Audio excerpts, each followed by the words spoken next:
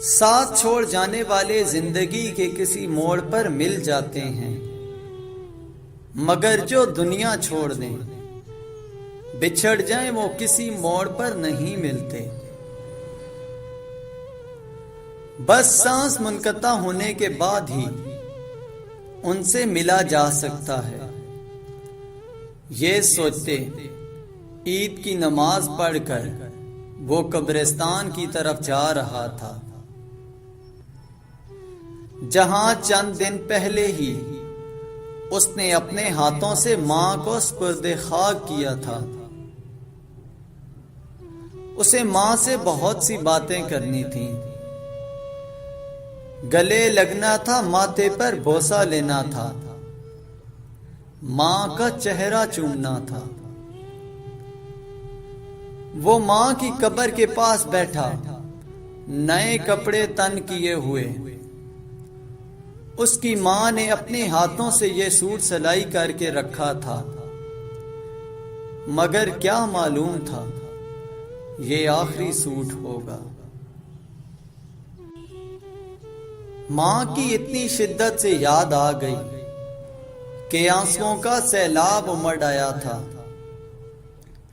मां की कब्र के साथ लिपटकर वो ज़ारों के तार रोए जा रहा था। अम्मी अकेला कर दिया है तुमने, अम्मी बेवफा हो तुम, भला ऐसे कोई छोड़कर जाता है। ईद का दिन है, सबकी माएं उनके पास हैं, मैं कहां से ढूंढूं। मुझे तो सवैयां खानी थी तेरे हाथ से, तेरे गले लगकर तेरे चेहरे को चूमना था। ईदी लेनी थी, तुझे अपने नए कपड़े दिखाने थे। मैं लेने आया हूं तुझे, दम घुट रहा है मेरा। घर में ये सोच करके तेरे बगैर जिंदगी कैसे चलेगी। घर आऊंगा तो तेरी दीद नहीं होगी, ईदें यूं ही गुजारनी पड़ेंगी। क्या मुझसे कोई गलती हुई जो रूठ कर चली गई। मां अब बस हो गया ना, अब वापस आ जाओ, नहीं तो मैं बता रहा हूं मैं भी नाराज हो जाऊंगा। बात भी नहीं करूंगा, खाना भी नहीं खाऊंगा। मगर ये तल सच्चाई है, जो दुनिया से चला जाता है वो कभी वापस नहीं आता। चाहे कितना ही अजीज हो, चाहे कितनी ही उसकी आदत हो, चाहे कितना ही उसके बगैर जीना मुश्किल हो, बस एक वीरानी और बहुत सी यादें छोड़ जाता है। वो कब्र से लिपटकर रो रहा था। वो जवान था, लेकिन बच्चों की तरह रो रहा था, मगर उसका दुख कोई नहीं समझ सकता था और ना उसे वो चीज लाकर दे सकता था जो उसकी खो गई थी।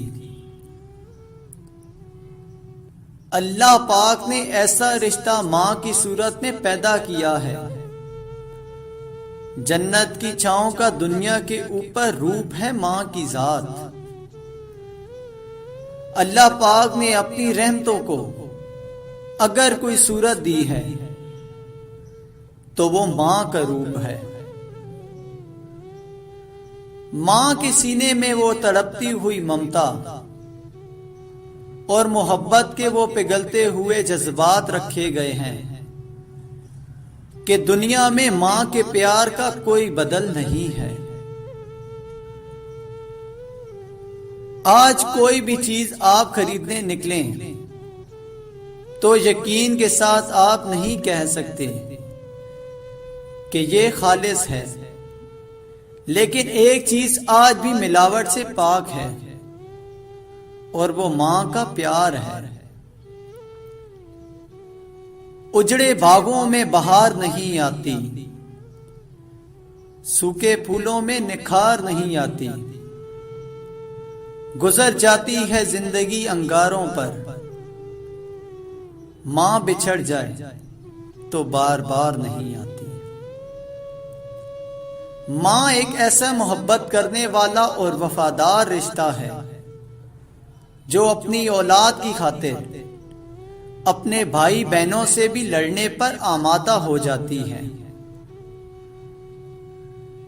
मैं पहले हंसता था, हर बात पर हंसता था, तो मां कहती थी इस्तगफार पढ़ा करो, न जाने आगे क्या देखने को मिले। ये माओं को गैब का इल्म कैसे होता है।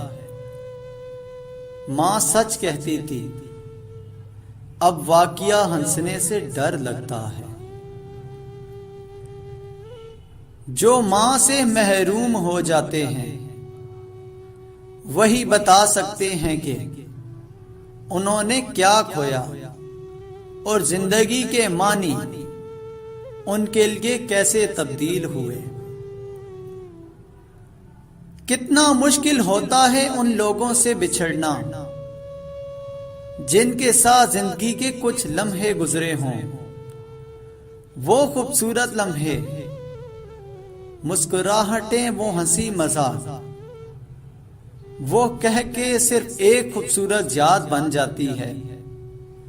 जो लोग बिछड़ जाएं, वो फिर कब मिला करते हैं। खुशी और गम मिलकर हमारी जिंदगी को रंगीन बना देते हैं। वो जिंदगी भी क्या जिंदगी होगी जिसमें दुख और दर्द की लहर मौजूद न हो। कोई भी इंसान ना ताउम्र खुश हो सकता है ना ही दर्द। सारी जिंदगी किसी को सताने को आते हैं। जिंदगी ने बहुत कम वक्त में बहुत कुछ सिखाया, मगर अभी भी उस एक लम्हे को बताने का फन नहीं आ सका कि जब बेतहाशा हंसते हुए अचानक ही आंखें भर आए, या हजूम में अचानक तन्हाई घेर ले, या बड़े पुरजोश तरीके से खरीदारी करते हुए अचानक हर चीज बेमानी लगने लगे। अभी उस लम्हे को गुजारना सीखना है। जिनकी मां नहीं होती वो खाने के टेबल पर रूठा नहीं करते, और अगर रूठें तो उन्हें कोई मनाता नहीं। जिसकी मां नहीं होती उनको कोई नहीं बताता कि चांद पर चरखा काटने वाली बुढ़िया से उनका क्या रिश्ता है।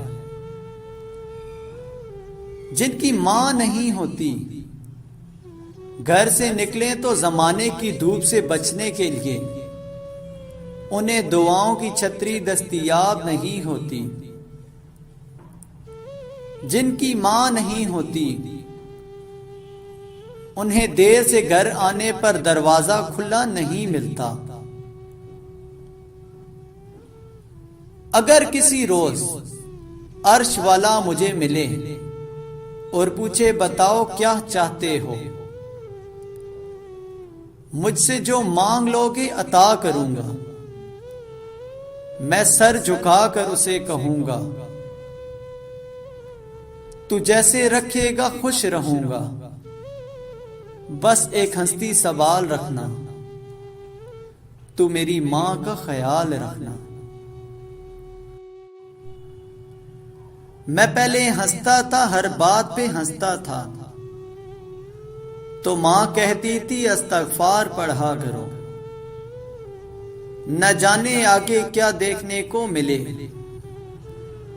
ये माओं को गैब का इल्म कैसे होता है। मां सच कहती थी, अब वाकिया हंसने से डर लगता है। जो मां से महरूम हो जाते हैं वही बता सकते हैं कि उन्होंने क्या खोया और जिंदगी के मानी उनके लिए कैसे तब्दील हुए।